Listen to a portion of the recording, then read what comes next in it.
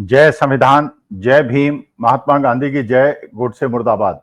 देखिए, मैं व्यक्तित्व, अलग अलग लोगों के व्यक्तित्वों का कंपैरिजन कर रहा था और उनकी तुलना कर रहा था। तो अचानक मुझे ऐसा लगा कि माननीय मोदी जी की जो पर्सनैलिटी है और जो उनके स्टेटमेंट्स हैं और उनकी जो कार्यप्रणाली है, वो किस व्यक्ति से सबसे ज्यादा मेल खाती है। तो मुझे लगा, अमिताभ बच्चन का एक डायलॉग था कि अमिताभ बच्चन के उस डायलॉग से, इसका मतलब अमिताभ बच्चन के व्यक्तित्व से माननीय मोदी जी के व्यक्तित्व में बहुत ज्यादा सिमिलैरिटीज हैं। देखिए, मोदी जी की आजकल जो भाव भंगिमा है और जो उनकी कार्यप्रणाली है, वो ये है कि हर चीज राम भरोसे हो। राम, अमेरिका जो कर रहा है उसे करने दिया जाए, चीन जो कर रहा है उसको करने दिया जाए, रूस को करने दिया जाए, कनाडा को करने दिया जाए, बांग्लादेश को करने दिया जाए, अपने सारे पड़ोसियों को करने दिया जाए और देश को भगवान भरोसे छोड़ दिया जाए, राम भरोसे छोड़ दिया। राम मंदिर उन्होंने बना ही दिया है, तो अब पूरा जो जिम्मेदारी है और दारोमदार है वो भगवान श्री राम का है। अभी नया नया स्टेटमेंट मिला है सुनने को, अमेरिका के एक्सटर्नल अफेयर्स डिपार्टमेंट से एक मैसेज है। उन्होंने ये कहा है कि America and mister Donald Trump, president Donald Trump, Bharat और पाकिस्तान के बीच के विवाद को कश्मीर के अंदर सुलझाएंगे। अब देखिए, इससे ज्यादा दुखद बात कोई नहीं हो सकती। यह दुखद बात इसलिए नहीं हो सकती कि अगर इसमें इंटरनेशनल इशू यह बन गया कश्मीर, तो मानी बात है कि उसके अंदर बड़े बड़े खिलाड़ी आ जाएंगे, बड़े बड़े पहलवान आ जाएंगे। चीन ऑलरेडी कुछ हिस्सा कश्मीर का कब्जा करके बैठा है, कुछ हिस्सा पाकिस्तान के पास है, और जो हमारा एरिया है, भारतवर्ष का एरिया है। और यह भी पता है सबको कि चीन ने पाकिस्तान चीन कॉरिडोर जो बनाया है वो बहुत बड़ा प्रोजेक्ट है, बिलियन ऑफ डॉलर्स का प्रोजेक्ट है, और उससे जो पाकिस्तान चीन और उनके मित्र देशों की जो इकोनॉमिक सुपीरियरिटी है वो बढ़ जाएगी। जबकि आज के तारीख में भारत के सामने पाकिस्तान पासंग भर नहीं ठहरता। लेकिन अमेरिका कह रहा है कि वो उसमें मध्यस्थता करेगा। आपको पता है कि 1971 के बाद जो भारतीय जनता पार्टी के भक्त लोग पूछा करते हैं इंदिरा जी को क्या मिला, इतने पाकिस्तानी सैनिकों को पकड़ के उन्होंने छोड़ दिया। क्यों छोड़ा? क्योंकि शिमला समझौता हुआ था, और शिमले समझौते में यह एग्रीमेंट हुआ था भारत और पाकिस्तान के बीच में कि शिमला में, ये कश्मीर के अंदर भारत और पाकिस्तान खुद सॉल्व करेंगे और कोई मध्यस्थता इसके अंदर नहीं करेगा। और इस निर्णय की वजह से जब भी यूएनओ के अंदर पाकिस्तान ने इस मुद्दे को उठाने की कोशिश की, शिमला समझौते का संदर्भ लेकर हमने उसको धता बता दी। लेकिन कौन सलाहकार था माननीय मोदी जी का? किसने उनको सलाह दी कि पाकिस्तान में जाने वाला पानी को रोक दिया जाए? पहली बात तो ये रोका कैसे जाए, बिना डैम के कैसे रोका जाए? लेकिन चलिए, एक जुमला था, पाकिस्तान को पानी रोक दिया। उसके बदले में चीन ने कहा ब्रह्मपुत्र में डैम बना रहे हैं, भारतवर्ष का पानी रोक देंगे, और चेतावनी दे दी। लेकिन उस चेतावनी का कोई जवाब नहीं दिया गया, कोई जस्टिफिकेशन नहीं दिया गया। गोदी मीडिया के अंदर कोई ऐसा डिस्कशन नहीं हुआ कि अगर ऐसी परिस्थिति बनी, और बांग्लादेश कह चुका है कि जो 7 सिस्टर्स हैं, माने उसकी गिद्ध निगाह हमारी 7 सिस्टर्स पे लगा है, जो उनका पड़ोसी हमारे देश का भाग है। और वहां पे आज भारत के विरोध वाली सरकार है। जब शेख हसीना थी हमारे पक्ष वाली सरकार थी, लेकिन आज मोहम्मद यूनुस की सरकार हमारे विरोध वाली सरकार है। तो बांग्लादेश 7 सिस्टर्स पे निगाहें जमाए बैठा है। चीन कह रहा है ब्रह्मपुत्र का पानी रोक देंगे या छोड़ देंगे, या तो सूखा कर देंगे या बाढ़ कर देंगे। और आपके पानी रोकने के धमकी की वजह से कश्मीर समझौता पाकिस्तान ने रद्द कर दिया। अब आपके पास सोचिए, जब ये इंटरनेशनल इशू बनेगा और डोनाल्ड ट्रंप कह रहे हैं कि वो मध्यस्थता करेंगे, तो आप कहेंगे नहीं साहब, ये तो बायलैटरल एग्रीमेंट है, और बायलैटरल एग्रीमेंट को ऐसे पाकिस्तान कैसे खत्म कर सकता है? जो शिमला समझौता है तो कोई भी आपसे पूछ सकता है क्या जस्टिफिकेशन आपके पास है।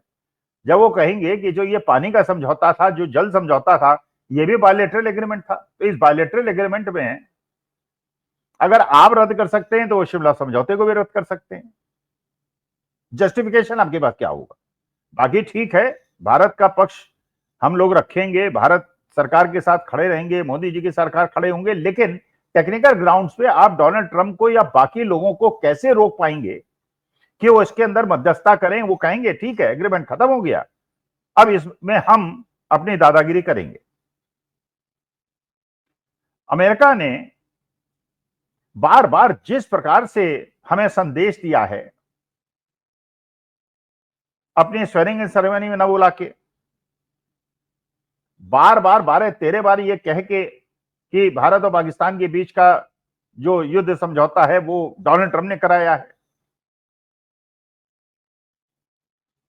टैरिफ के ऊपर भारत को धमकी देके, भारत के जो अवैध प्रवासी वहां पे थे उनको अपमानित करके बेड़ियां डाल के भारत भेज के, और परसों की घटना है कि एक युवा को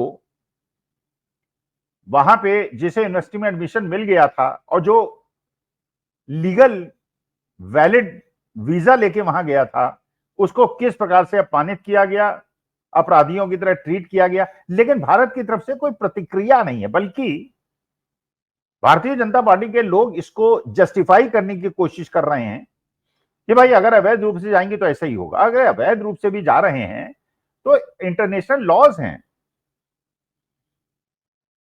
आप हथकड़ी डाल के अब मार्च दूसरे देशों के साथ तो ऐसा नहीं कर रहा वो, तो भारतवर्ष के साथ क्यों होंगे? लेकिन उसका कोई प्रतिवाद नहीं हो रहा, उसको प्रोटेस्ट कोई नहीं कर रहा, जबकि हमारे देश की प्रतिष्ठा ऐसी है, जब से हम आजाद हुए हैं हर प्रधानमंत्री के, चाहे अटल जी हों, चाहे मोरारजी भाई हों, चाहे नॉन कांग्रेस प्राइम मिनिस्टर्स हो, लेकिन हमारी इतनी मजबूत स्थिति के बावजूद हमारे साथ ऐसा व्यवहार हो रहा है, लेकिन कोई जवाब नहीं दिया जा रहा। चीन खुल के पाकिस्तान के साथ खड़ा हो गया, उसने कह दिया कि इस विवाद के अंदर हम पाकिस्तान के साथ हैं।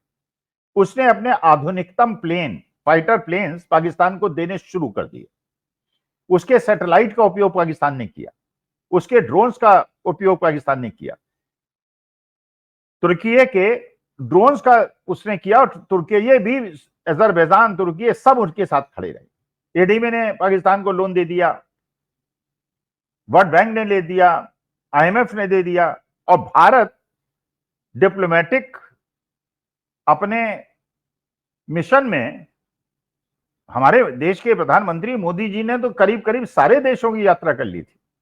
शायद ही कोई ऐसा देश था जहां प्रधानमंत्री मोदी जी नहीं गए, जहां झप्पी नहीं लगे और जहां गिफ्ट नहीं दी, जहां पे 1,500, 5,000, 10,000 करोड़ की गिफ्ट नहीं दी। हर देश के अंदर जहां भी भूकंप आता था वहां 5-10 हजार करोड़ दे देते थे, जबकि अमेरिका उतना नहीं देता था, बड़े बड़े रईस देश नहीं देते थे, मोदी जी देते थे। लेकिन संकट की घड़ी में कोई हमारे साथ नहीं खड़ा हुआ, लेकिन कोई प्रतिक्रिया नहीं है। चीन को यह प्रोटेस्ट नहीं किया जा रहा है कि हमारे पाकिस्तान के बीच का मुद्दा है, आप कृपा करके इसमें बीच में न पड़े। बांग्लादेश को जवाब नहीं दिया जा रहा है। तो ऐसा क्यों हो रहा है? क्या ये इसलिए हो रहा है कि आपकी जो विदेश नीति है, भाई अगर हमारे देश के माननीय प्रधानमंत्री जो 30वीं बार देश के प्रधानमंत्री बने, अगर वो विदेश में जाते हैं तो किसी मिशन के तहत जाते हैं, किसी एजेंडे के तहत जाते हैं।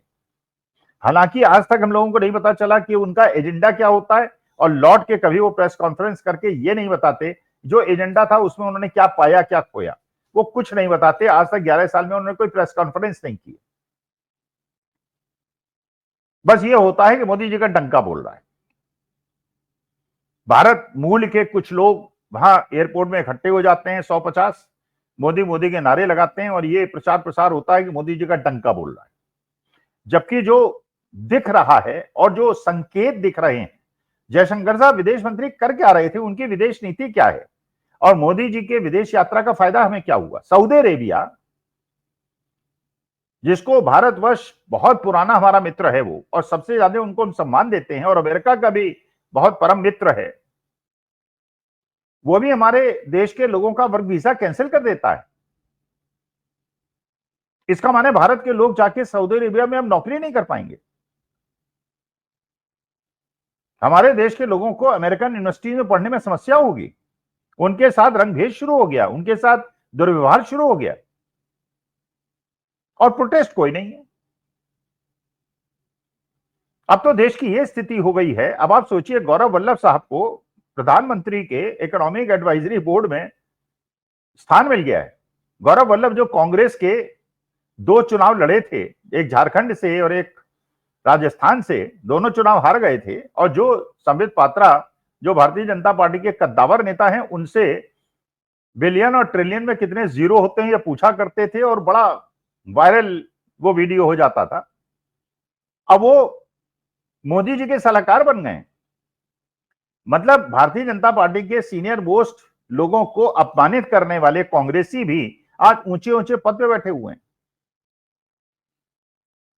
अभी 2 दिन पहले की खबर है कि 2 पत्रकार, अब पत्रकारों की हालत हो गई, गोदी मीडिया के पत्रकारों की हालत हो गई, नौकरी मिल नहीं रही, गोदी मीडिया से उनको निकाला जा रहा है, आदत खराब हो गई, 5 स्टार 7 स्टार में खाना खाने की आदत हो गई, बड़े बड़े गाड़ियों में घूमने की आदत हो गई। तो एक महिला पत्रकार और एक पुरुष पत्रकार, दोनों इस आरोप में अरेस्ट की गई नोएडा पुलिस द्वारा कि उन्होंने भारत 24 के सीईओ जगदीश चंद्र को 65 करोड़ की फिरौती के लिए फोन किया, उनको ट्रैप करने की, हनी ट्रैप में, और धमकी देकर उनसे वसूली करने का प्रयास किया। सारी बातें रिकॉर्ड हो गई, वो जेल चले गए। ये पत्रकारों की हालत हो गई, पत्तलकार पत्रकार।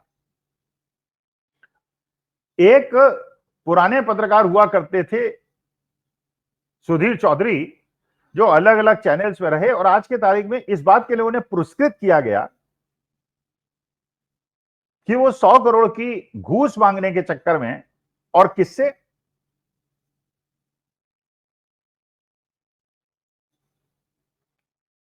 जिंदल साहब से, नवीन जिंदल जेएसडब्ल्यू स्टील वाले, 100 करोड़। और उस समय नवीन जिंदल कांग्रेस के मेंबर ऑफ पार्लियामेंट हुआ करते थे, बड़े उद्योगपति हैं। जेल गए, बाद में समझौता हुआ, नवीन जिंदल बीजेपी में आ गए, मेंबर ऑफ पार्लियामेंट हो गए, और वही संजीव चौधरी जो विख्यात थे और कुख्यात थे घूस मांगने के चक्कर में, वो जेल रह के आए हैं, वो आज के तारीख में एक सरकारी प्रचार प्रसार संस्थान में करोड़ों रुपए की तनख्वाह पा रहे हैं। मतलब इसका मतलब यह है कि वो लोग जो, अब हो सकता है ये जो 2 पत्रकार अभी पकड़े गए हैं, जेल में हैं, एक महिला और एक पुरुष, फिरौती के लिए ये भी कल किसी बड़े पद पे, सरकारी पोस्ट पे चले जाएं। एक प्रकार का तमगा हो गया है, जो जेल हो आया वो बड़े पद का अधिकारी हो गया। अब मैंने क्यों कहा शुरुआत में, ये माननीय मोदी जी में और अमिताभ बच्चन के उस डायलॉग में एक समानता है। देखिए, अमिताभ बच्चन का वो डायलॉग आपको याद होगा, जब उन्होंने कहा था, जब उनसे पूछा गया था कि अगर आपके सामने एक शेर आ जाए तो आप क्या करेंगे, तो उन्होंने कहा था कि अगर शेर मेरे सामने आ जाएगा तो मैं क्या करूंगा, जो करना है शेर करेगा। आज की तारीख में भारत सरकार की और मोदी जी की कार्यप्रणाली, अमित शाह साहब की कार्यप्रणाली और सारे मंत्रियों की कार्यप्रणाली देख के ऐसा लगता है कि वो ये कह रहे हैं कि अगर अमेरिका भी हमको धमकी देगा, अमेरिका भी कुछ भी कहेगा, हमारा अपमान करेगा, तो वो करेगा। भाई, वो तो पावरफुल देश है, वो जो चाहेगा करेगा। चीन करेगा तो चीन से तो जयशंकर साहब ने पहले ही कह दिया था कि हम लड़ नहीं सकते, बड़ा देश है। इसका मतलब चीन जो चाहे इसका सो करेगा। और क्योंकि पाकिस्तान चीन के साथ खड़ा हुआ है, इसलिए आतंकवादी हम नहीं रोकेंगे। आतंकवादी मार के हमारे देश के निरीह लोगों को मार के चले जाएंगे तो हम एक सर्जिकल स्ट्राइक कर देंगे और उसका चुनावी फायदा उठाएंगे। बांग्लादेश हमको धमकी देगा, हम कुछ नहीं करेंगे। हम ये भी नहीं बताएंगे कि ये जो युद्ध विराम हुआ है या नहीं हुआ है, ये किसने किया है। G7 में जा रहे हैं, वहां क्या होगा, I keep my finger crossed, वहां क्या होगा। लेकिन मुझे लगता है डोनाल्ड ट्रंप ने एक ट्रैप बिछाया है जिसमें मोदी जी न फंसे, यही मेरी भगवान से कामना है। लेकिन जिस प्रकार से अमिताभ बच्चन का वह डायलॉग था कि मैं क्या करूंगा, जो करना है शेर करेगा, आज के तारीख में भारतवर्ष को, मेरी भारत माता को, सारे विश्व के सभी देशों के रहमो करम पे छोड़ दिया गया है। और ये एक तरह का स्टेटमेंट और इंडिकेशन दे दिया गया है, हम कुछ नहीं करेंगे, तुम्हें जो करना है करो, अमेरिका जो चाहे बोले, प्रतिवाद नहीं होगा। रूस हमारा साथ छोड़ दे, प्रतिवाद नहीं होगा। चीन पाकिस्तान के साथ खड़ा हो जाए, प्रतिवाद नहीं होगा। साउथ कोरिया के अंदर लेफ्ट गवर्नमेंट बन जाए, लेकिन गोदी मीडिया उसको नहीं दिखाएगा, क्योंकि वो केवल ये दिखाएगा एज इफ दक्षिणपंथी पूरे विश्व के अंदर छाए हुए हैं। तो भगवान करे ऐसा ना हो। भगवान राम हमारे आराध्य हैं, लेकिन वो हमें मर्यादाओं में सिखाने के लिए, लेकिन सरकार को कुछ करना पड़ेगा। हर चीज राम भरोसे नहीं छोड़ पाएंगे और दूसरे देशों के रहमो करम पे नहीं छोड़ पाएंगे। जो इंदिरा जी ने भी दिखाया, अटल जी ने भी दिखाया, परमाणु विस्फोट करके सबने दिखाया, और विदेशी हस्तक्षेप को स्वीकार नहीं किया, लेकिन अपनी मजबूती को न समझते हुए जिस प्रकार से हम विश्व के हर देश के सामने झुकते चले जा रहे हैं, तो अमिताभ बच्चन जैसा बनने की आवश्यकता मेरे ख्याल से देश की सरकार को नहीं है। अगर शेर भी आएगा तो उससे लड़ा जाएगा, जो भी आएगा उससे लड़ा जाएगा। अपनी भारत माता की आबरू बचाने के लिए whatever is possible we Indians will do, लेकिन इस प्रकार से झुकना मेरे हिसाब से ठीक नहीं। नमस्कार, धन्यवाद और प्रणाम।